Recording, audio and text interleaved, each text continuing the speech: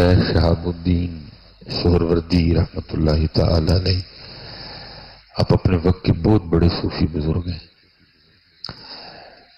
اور آپ حضرت خواجہ بہاؤالدین زکریا ملتانی رحمۃ اللہ تعالی علیہ کے پیر و مرشد بھی ہیں۔ قربان جاؤں جی اس دور پہ جب پیر بھی سونے تھے اور مرید بھی سونے تھے، تو اب تو بس پیر تو اب بھی ہیں، مرید نہیں ملتے۔ مریدی کیا ہے ہماری جانے بلا حضرت، تو بڑا خوبصورت، دونوں ہی بڑے خوبصورت نام ہیں، پیر بھی اور مرید بھی حضرت۔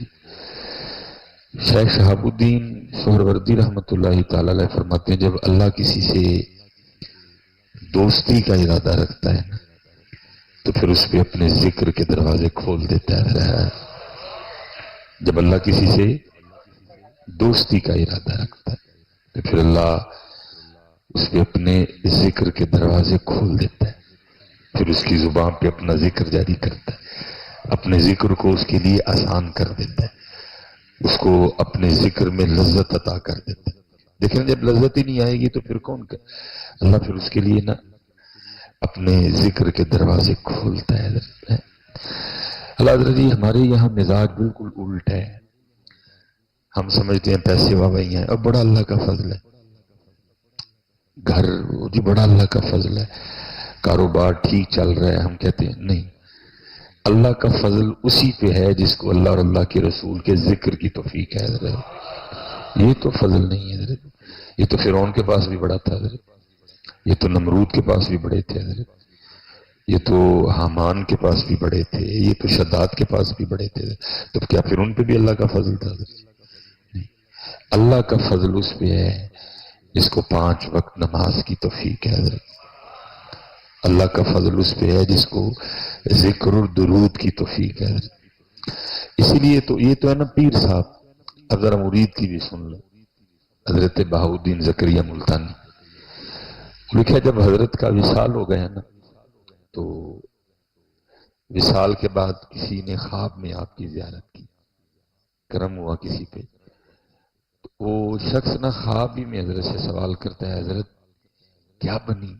کیسا معاملہ چل رہا ہے؟ فرمایا اللہ نے میری قبر کو جنت کے باغوں میں سے ایک باغ بنا دیا۔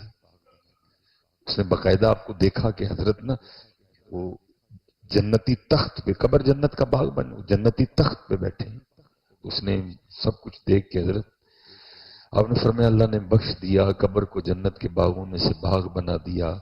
مجھے جنتی لباس عطا کیا، جنتی پوشاک عطا کی، جنتی ختام عطا کیے، لیکن جو لطف وہ سرگی کے وقت نیند چھوڑ کے بستر چھوڑ کے وضو کر کے مصلی پہ تہجد میں کھڑے ہونے میں تھا نا، وہ ادھر نہیں کوئی بھی حضرت ہے۔ جو لطف اس وقت آتا تھا نا، وہ نیند چھوڑنی، وہ بستر چھوڑنا، اور وہ وضو کر کے جو وہ اللہ کے حضور کھڑا ہو جاتا تھا، وہ لطف یہاں نہیں ہے حضرت، کیونکہ یہ لطف ہی وکر ہے، لیکن جس کو اللہ عطا کر دے، اسی لیے تو یہ تو مرید ہے نا، وہ کہہ رہے ہیں نہیں لطف، جو لطف اس میں تھا حضرت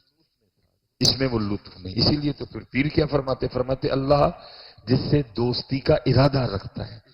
تو پھر اس کی ابتدا کس سے کرتا ہے، اس کے لیے اپنے ذکر کے دروازے کھول دیتا ہے حضرت۔ یہ ابتدا ہوتی ہے حضرت، اس کے لیے اپنے ذکر کے دروازے کھولتا ہے، یہ دوستی کی ابتدا ہے۔ جس کو اللہ کے ذکر کی توفیق ہے نا، سمجھو یہ دوستی کی ابتدا ہو چکی ہے حضرت، یہ اللہ کا فضل ہے بھائی، یہ دوستی کی ابتدا ہوئی ہے۔ اب آگے آپ کا کام ہے کہ آپ ابتدا کو انتہا تک کیسے لے کے جاتے ہیں۔ اس نے تو ابتدا کر دی، اس نے آپ کو اپنے ذکر کی توفیق دے دی، اب آگے میرا کام ہے حضرت کہ میں آگے پھر کیا کرتا ہوں حضرت۔ لیکن اکثر و بیشتر حضرت اسی طرح ہی ہوتا ہے کہ کچھ صحبت نہ ہونے کی وجہ سے، کچھ علم دین نہ ہونے کی وجہ سے وہ پھر بندہ نہ اتھے ہی، اور صوفیاں تو پہندا بھی بڑا نا شیطان حضرت، وہ نہیں ان کو آگے جانے دیتا حضرت۔ جتنے صوفی ہیں نا ان کو تو پڑھتا ہے، دبا کے پڑھتا ہے حضرت، کیونکہ میں نے پچھلے جمعے ادھر بھی عرض کی، کیونکہ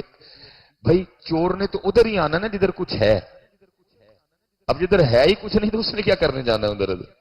جدھر ذکر ہے، جدھر نماز ہے، جدھر داڑھی ہے، جدھر پگ ہے، جدھر درود ہے، اس نے تو ادھر ہی چوری کرنے آنا ہے۔ اب جدھر ہے ہی کچھ نہیں، نہ نماز ہے، نہ ذکر ہے، نہ روزہ ہے، نہ فکر ہے، نہ تقوی ہے، نہ حلال ہے، اس نے ادھر کیا کرنے جانا ہے؟ وہ تو ادھر ہی آئے گا کہ جیسے احباب اکثر و بیشتر علماء سے پوچھتے ہیں، ہمیں بھی لوگ پوچھتے ہیں جی نماز میں خیال بڑا آتا ہے، تو بھائی وہ تو آنے ہی آنے ہیں، وہ کب آپ کو اللہ سے لو لگانے دے گا؟ اس نے تو پوری کوشش کرنی ہے کہ آپ کی ساری نماز ہی خیالوں کی نظر ہو جائے۔ مجھے لکھا ہے، روایت کا مفہوم ہے کہ کچھ یہودی نبی پاک علیہ السلام کی بارگاہ میں آئے اور آ کے کہنے لگے جی ہمارا دین سچا ہے، مفہوم ہے، منون نہیں ہے، آپ کا نہیں سچا۔ آپ نے فرمایا کیسے؟ جی ہم جب عبادت کرتے ہیں تو ہمیں تو کوئی وسوسے نہیں آتے، اور آپ کے جو اصحاب ہیں وہ اکثر و بیشتر آ کے وہ وسوسوں کے حوالے سے آپ کو پوچھتے ہیں۔ تو آپ نے فرمایا یہ تو ہمارے دین کے سچے ہونے کی دلیل ہے۔ انہوں نے جی وہ کیسے؟ آپ نے فرمایا دو مکان ہو، ایک مکان میں ہے ہی کچھ نہیں، اور ایک مکان ہے وہ ایمان کی دولت سے مالا مال ہے، حضرت اس مکان میں ذکر کی دولت ہے، اس مکان میں تقوی کی دولت ہے، اس مکان میں 5 وقت با جماعت نماز کی دولت ہے۔ ہیں جی تو بتا کہ چور کس گھر میں جائے گا؟ خالی گھر میں جائے گا یا مال والے گھر میں جائے گا؟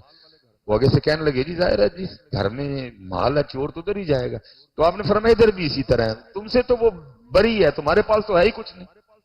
نہ تمہارے پاس ایمان ہے، نہ تمہارے پاس خدا ہے، نہ تمہارے پاس تقوی ہے،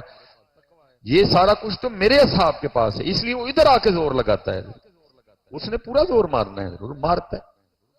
ادھر، کیونکہ صحبت نہیں۔ باقی ہر چیز کے لیے ہم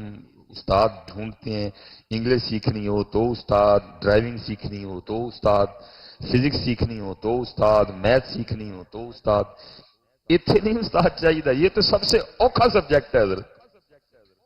اتنے تو استاد بھی چاہیے اور استاد بھی پورا